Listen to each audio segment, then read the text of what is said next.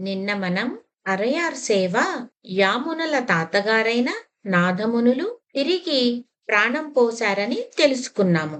ఇక ఈరోజు వారి ఇరువురి సంభాషణల ద్వారా మనం కూడా శ్రీరంగ క్షేత్ర వైభవం గురించి మరికొన్ని విశేషాలు తెలుసుకునే ప్రయత్నం చేద్దాం.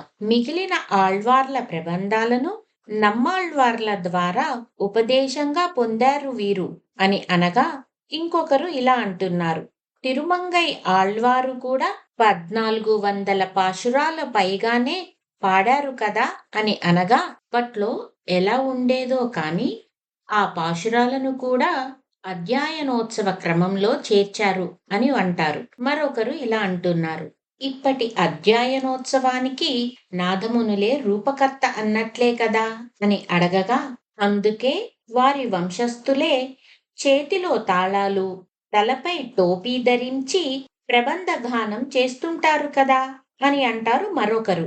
ఇది ఇలా ఉండగా పెరియనంబి గారు రామానుజుల వారికి పగల్పత్తు మండపము మరియు రాపత్తు జరిగే 1000 కాళ్ల మండపం ఇదే అని చూపగా, చాలా విశాలంగా ఉంది అని అంటారు రామానుజుల వారు.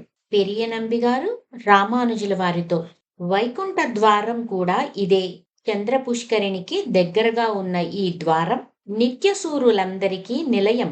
మధుకైటభులకు మోక్షమిచ్చింది ఈ ద్వారంలో ఇంచే అని చెబుతూ మరొక ప్రదేశాన్ని చూపించటానికి రామానుజుల వారిని తీసుకువెళుతూ ఇలా వివరిస్తున్నారు.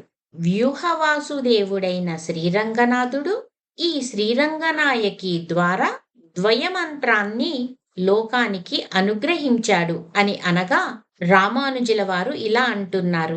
ఈ కళ్యాణ కల్పవల్లియే కదా కట్టవల్లి, సారమైన ద్వయమంత్రానికి ప్రవర్తకురాలు అని అనగా, అవును రామానుజ, అందుకే గురు పరంపరలో ఆమెది 2వ స్థానము అని అంటారు పెరియనంబి గారు.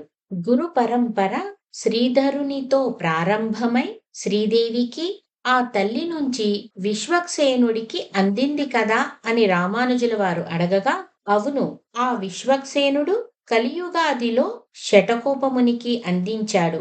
ఆయన నాథమునులకు ఉపదేశించారు. వారు తమ మనవడు మా ఆచార్యులు అయిన యామునమునికి సంక్రమింపచేశారా జ్ఞాన పరంపరని అని పెరియనంబి గారు అనగా, రామానుజుల వారు ఇలా అంటున్నారు.